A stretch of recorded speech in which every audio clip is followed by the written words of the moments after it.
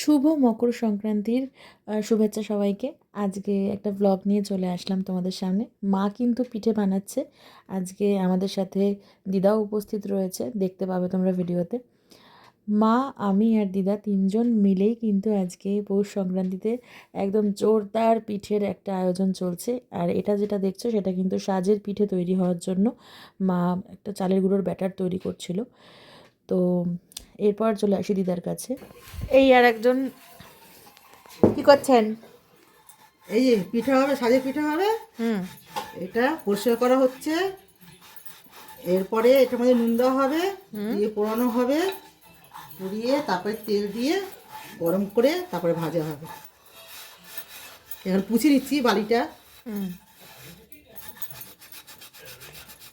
চলো আবার আসছি, নেক্সট কি হ্যাঁ, ওরা করছে আহ, সেগুলো নিয়ে আসছি আবার। আবার নেক্সট ভিডিওতে নিয়ে আসা হচ্ছে পরে। ইয়েস।